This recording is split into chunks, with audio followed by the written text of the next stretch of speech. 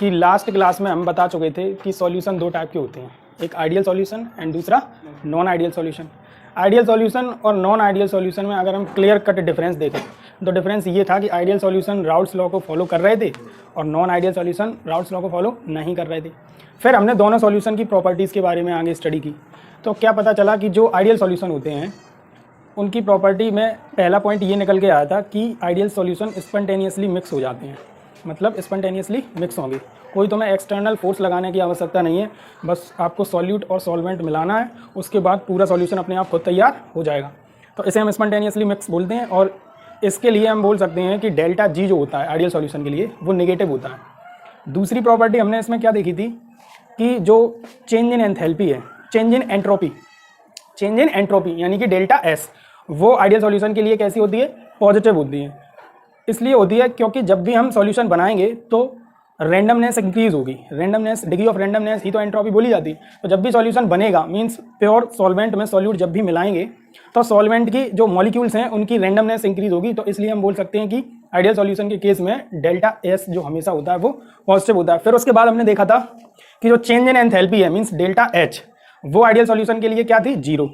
और change in volume था वो भी आइडियल सॉल्यूशन के लिए क्या था? 0। और इसके लिए फिर हमने एग्जांपल्स देखे थे कि एन एक्सेन एन एप्टेन का जो सॉल्यूशन है वो लगभग हम आइडियल बोल सकते हैं, क्योंकि वहाँ पर जो फोर्स ऑफ अट्रैक्शन है वो कौन सा है? वांडरवाल। और वांडरवाल जो फोर्स होता है वो सबसे वीक होता है ना के बराबर। तो मतलब हम ये नहीं कह सकते हैं कि force before mixing is totally equal to before after mixing. तो हम कह सकते हैं अप्रॉक्सीमेटली वो एक आइडियल सॉल्यूशन की तरह बिहेव करेगा। अब आगे हम क्या बताने वाले हैं? आगे अब हम बताएंगे नॉन आइडियल सॉल्यूशन के बारे में। ठीक है, सेकंड पार्ट। तो नॉन आइडियल सॉल्यूशन के बारे में हम स्टार्ट कर रहे हैं। तो इसमें क्या है कि जो नॉन आइडियल सॉल्यूशन होते हैं हमारे, नॉन आइडियल सॉल्यूशन ये दो टाइप के होते हैं। पहला जो इनमें पार्ट है वो है non ideal solution showing positive deviation. इस चीज़ को ध्यान से आप समझना। और सेकंड जो है हमारा नॉन आइडियल का पार्ट वो है showing negative deviation. Showing negative deviation मतलब नॉन आइडियल सॉल्यूशन दो टाइप के होते हैं। एक तो ऐसे होते हैं जो पॉजिटिव डेविएशन शो करते हैं और एक ऐसे होते हैं जो नेगेटिव डेविएशन शो करते हैं। कुल मिला के हमने जो मोटी मोटी डेफिनेशन देखी थी नॉन आइडियल सॉल्यूशन की वो ये थी कि ये राउल्स लॉ को फॉलो नहीं करते हैं। ठीक है, राउल्स लॉ को फॉलो नहीं करते हैं, मतलब यहाँ पर राउल्स लॉ फॉलो नहीं होता है नॉन आइडियल के केस में।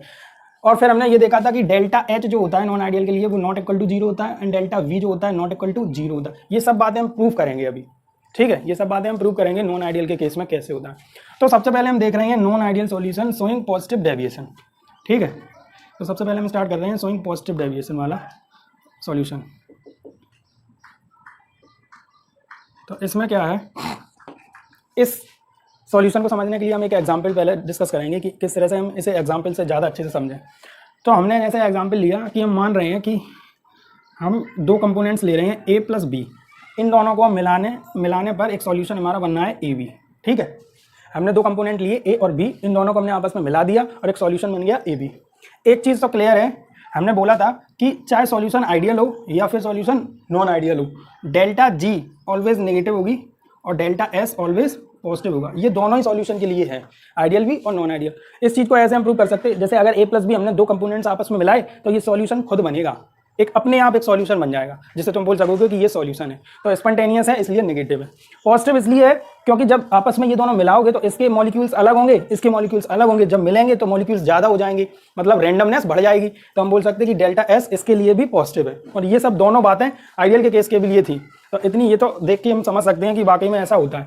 अब बाकी की जो प्रॉपर्टी है ये तीन अब हम प्रूव करेंगे। तो सबसे पहले हम ये प्रूव करने वाले हैं राउल्स लॉ फॉलो नहीं करता है। कैसे नहीं करता देखो, अब देखना ये जो अपना एक कंपोनेंट है इसमें क्या है कि ए और ए के बीच में अट्रैक्शन फोर्स होगा। ठीक है, और इधर बी जो कंपोनेंट है इसमें बी के मॉलिक्यूल्स या एटम्स में आपस में अट्रैक्शन फोर्स होगा। ठीक है, जब ये दोनों कंपोनेंट्स आपस में मिक्स हो जाएंगे तो इससे जो बनेगा हमारा सॉल्यूशन उसमें कुछ इस तरह से फोर्स होगा ए और बी के बीच में। ठीक है, ए और बी के बीच में कुछ इस तरह से फोर्स ऑफ अट्रैक्शन हो जाएगा। अब देखना क्या होगा कि अगर ये आइडियल सॉल्यूशन होता, अब कंपेयर करो थोड़ा, अगर ये आइडियल सॉल्यूशन होता तो इसके अट्रैक्शन का फोर्स और इसके अट्रैक्शन के फोर्स, दोनों अगर फोर्स ऑफ अट्रैक्शन हम ऐड करते तो ये एग्जैक्ट इक्वल होता इसके अट्रैक्शन के फोर्स के। तो ऐसा अगर सॉल्यूशन बनता तो हम उसे क्या बोलते हैं, आइडियल सॉल्यूशन। लेकिन अब हम पढ़ रहे हैं नॉन आइडियल सॉल्यूशन, तो नॉन आइडियल सॉल्यूशन के केस में ऐसा नहीं होगा, ये बात तो कंफर्म है। मतलब इन दोनों के अट्रैक्शन का फोर्स का अगर हम सम करें तो वो ए और बी के अट्रैक्शन के फोर्स के बराबर नहीं आएगा। तो देखो क्या होगा, ऐसा माना गया है कि जो पॉजिटिव डेविएशन शो करते हैं उनका जो सॉल्यूशन बनता है, उनके मॉलिक्यूल्स के बीच में जो अट्रैक्शन फोर्स डेवलप हुआ वो वीकर होता है। कैसा होता, वीकर। ये हम मान रहे हैं, हमें पॉजिटिव डेविएशन देखना है तो हम ये मान रहे हैं कि जो सॉल्यूशन बना उनके मॉलिक्यूल्स के बीच में जो फोर्स ऑफ अट्रैक्शन है वो कैसा है, वीक। इसे ध्यान से समझना। अब जब इनके मॉलिक्यूल्स के बीच में अट्रैक्शन फोर्स जो है वो वीक है, तो अब देखो अगर हम इस सॉल्यूशन को बीकर में रख के और अगर इसे हीट करना स्टार्ट कर दें, ठीक है, तो इनका फोर्स ऑफ अट्रैक्शन है कमज़ोर। तो जैसे ही हम हीट करेंगे ये तुरंत ब्रेक हो जाएगा, बॉन्ड होगा क्योंकि वीक है। जब ब्रेक हो जाएगा तो इससे वेपर्स क्रिएट हो जाएंगे। वेपर्स जब क्रिएट हो जाएंगी तो क्या होगा कि अगर हम इन्हें रख के, मतलब ए और इसे रख के अगर हम हीट करें तो इनसे जो वेपर मिलेगी और इनसे जो वेपर मिलेगी, इन दोनों के कंपेयर में क्या है, ये जो फोर्स है ये स्ट्रॉन्ग है। ये कैसे हैं, स्ट्रॉन्ग है। तो जब ये स्ट्रॉन्ग है तो ये कम वेपराइज होंगे, मतलब कम वेपर्स मिलेंगी हमें इनकी। तो यहाँ पे हम क्या देखेंगे कि वेपर प्रेशर यहाँ कम होगा, मतलब वेपर प्रेशर इस केस में कम होगा क्योंकि यहाँ पे फोर्स ऑफ अट्रैक्शन है स्ट्रॉन्ग। तो हीटिंग जब करेंगे तो आसानी से ये नहीं टूटेंगे क्योंकि फोर्स ऑफ अट्रैक्शन कैसा है, स्ट्रॉन्ग है। जबकि यहाँ पे फोर्स ऑफ अट्रैक्शन है वीक। सॉल्यूशन जब बन गया तो यहाँ हम हीट करेंगे तो आसानी से वेपराइज होंगी, ज़्यादा से ज़्यादा वेपर्स क्रिएट हो जाएंगी।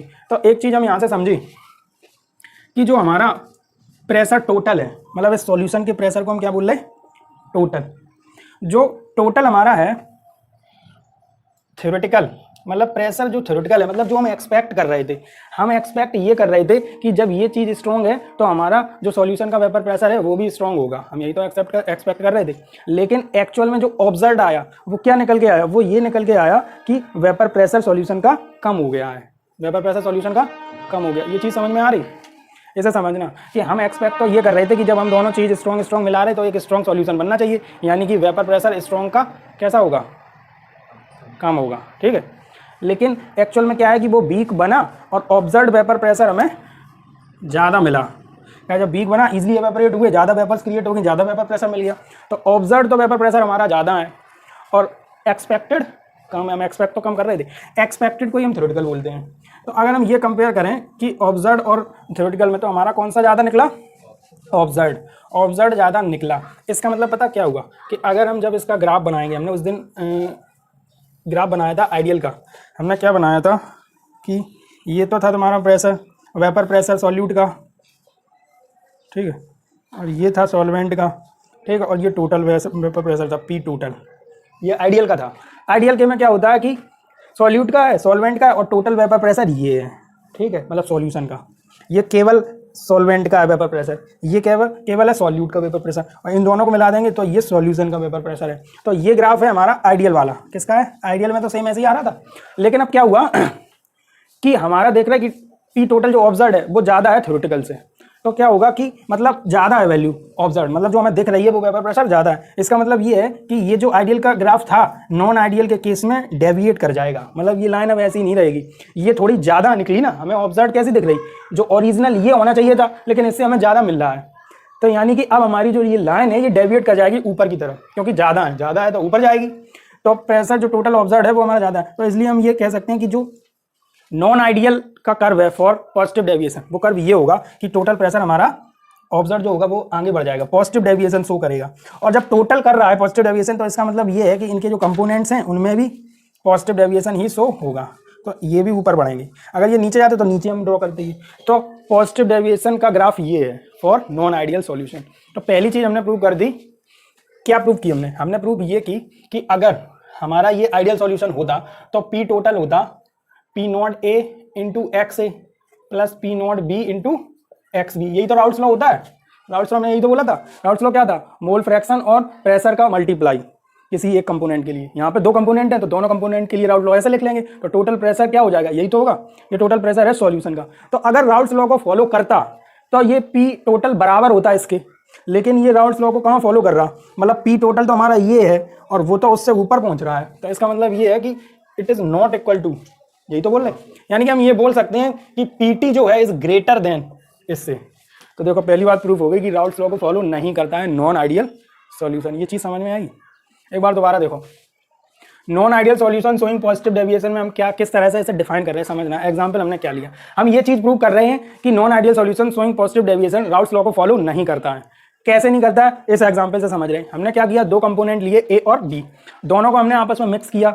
इनका फोर्स ऑफ अट्रैक्शन और इनका फोर्स ऑफ अट्रैक्शन अलग होगा। इनसे बनने वाला जो सॉल्यूशन है उसका फोर्स ऑफ अट्रैक्शन वीक है। ये बात हमें पहले से ही पता है कि इनसे बनने वाला जो फोर्स ऑफ अट्रैक्शन होगा वो वीक होगा। ये हमें बात पहले से पता है एक्सपेरिमेंटली, क्योंकि जो पॉजिटिव डेविएशन शो करते हैं उनका फोर्स ऑफ अट्रैक्शन वीक ही होता है। ठीक है, ये बात तो मैं भी, हाँ नेगेटिव में स्ट्रॉन्ग होता है। ये बात अब तो मैं भी समझनी पड़ेगी, ये एक्सपेरिमेंटली है इसलिए ध्यान में रखो इसे कि जो पॉजिटिव डेविएशन शो कर रहे हैं ऐसे आइडियल नॉन आइडियल सॉल्यूशन का फोर्स ऑफ अट्रैक्शन वीक होता है। जब वीक होता है तो क्या होगा कि वीक होने पर ये इजीली इवेपोरेट होगा, मोर वेपर प्रेशर हो जाएगा। मतलब जो ऑब्जर्व्ड है वो मोर है और एक्सपेक्ट तो हम ये कर रहे थे कि बराबर हो, यही तो कर रहे थे कि बराबर हो, बट आगे चल के ऐसे पता चला ये तो ज़्यादा निकला। तो ऐसे सॉल्यूशन जो ज़्यादा निकल जाते हैं टोटल प्रेशर से उन्हें पॉजिटिव डेविएशन कहते हैं, non ideal solution showing positive deviation. इसका ग्राफ ये होता है। ठीक है, तो ये पेपर में प्रूव करने के लिए नहीं आएगा कि तुम प्रूव करो, तुमसे बस इतना पूछा जाएगा what do you understand by ideal solution and non ideal solution. 3 लाइनें जी लिख देना, 2 जी कॉमन, 5 पॉइंट लिख देना, पूरे नंबर मिलेंगे।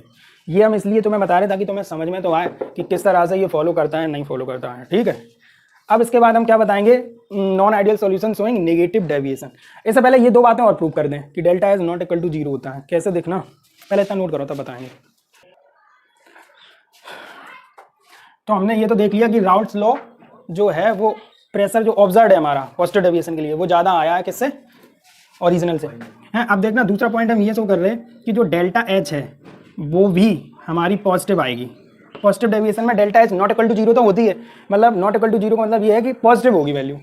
और जो तीसरा पॉइंट है वो ये है कि डेल्टा बी जो है वो भी पॉजिटिव होगी। तो याद करने के लिए तरीका ठीक है कि अगर पॉजिटिव डेविएशन है तो डेल्टा एच पॉजिटिव होगा और डेल्टा बी पॉजिटिव होगा। इसे प्रूव कर रहे हैं कैसे होगा। देखना अभी हमने जो एग्जाम्पल लिया था कि ए और बी के जो अट्रैक्शन फोर्स है इन्हें हमने मिला के एक नया सॉल्यूशन बना दिया ए बी। हमने ये बोला कि इनके फोर्स ऑफ अट्रैक्शन स्ट्रॉन्ग होंगे और इसका फोर्स ऑफ अट्रैक्शन वीक होगा। जब फोर्स ऑफ अट्रैक्शन स्ट्रॉन्ग होगा तो इसका मतलब क्या होगा, इसका मतलब ये हुआ कि इसकी बॉन्ड एनर्जी ज़्यादा होगी। फोर्स ऑफ अट्रैक्शन ज़्यादा है तो बॉन्ड एनर्जी ज़्यादा होगी। तो मानना है इसकी 100 है बॉन्ड एनर्जी। ये बी और बी है, इसकी भी स्ट्रॉन्ग है फोर्स ऑफ अट्रैक्शन, तो इसकी भी बॉन्ड एनर्जी स्ट्रॉन्ग होगी। इसकी बॉन्ड एनर्जी हम 90 मान रहे हैं। ठीक है, 100 इसलिए नहीं मानी क्योंकि जो दोनों अलग अलग हैं, जब अलग हैं तो बॉन्ड एनर्जी कैसे सेम हो सकती, 100 90। हम ये भी मान सकते हैं इसकी 100 इसकी 110। ठीक है, अब इससे जो बना हमारा फोर्स नया, इसका फोर्स ऑफ अट्रैक्शन है वीक। ये बात पता, इससे 2 बॉन्ड बनेंगे, ए और ए कंबाइन करके 1 बनेगा और दूसरा ए कंबाइन करके 2 बनेगा। अब यहाँ जब वीक है तो इसका मतलब ये क्लियर है कि इसकी एनर्जी जब स्ट्रॉन्ग, जब वीक अट्रैक्शन है तो एनर्जी भी वीक होगी। तो मतलब इन दोनों की 50-50 है। तो अब टोटल एनर्जी अगर हम निकालें तो इधर 190 है और इधर 100 है। तो टोटल एनर्जी कितनी है तुम्हारी, मतलब 190 जो है, मतलब 90 जो है ये एनर्जी तुम्हारी ज़्यादा है। ये डेल्टा एच है, 90 तो आ रहा है डेल्टा एच, तो ये 90 है, ये ज़्यादा एनर्जी, यानी कि ये पॉजिटिव है कहीं ना कहीं। ठीक है, पॉजिटिव है यानी कि ये एनर्जी तुम दोगे तब तुम्हारा ये सॉल्यूशन बन पाएगा। तो ऐसे सॉल्यूशन, ये चीज़ बात क्लियर है कि delta H non ideal solution के लिए शोइंग पॉजिटिव डेविएशन पॉजिटिव होता है। डेल्टा एच कैसा होता है, पॉजिटिव। अब दूसरा एग्जांपल देखें, दूसरा एग्जांपल है डेल्टा बी के लिए कि डेल्टा बी पॉजिटिव कैसे होगा। तो इसके लिए हम मान रहे हैं कि जैसे हमने माना ए और बी हमने दोनों आपस में मिलाए और हम लेट कर रहे हैं कि 40 लीटर ए लिया और 40 लीटर बी लिया हमने। ठीक है, और इनसे सॉल्यूशन बना ए बी।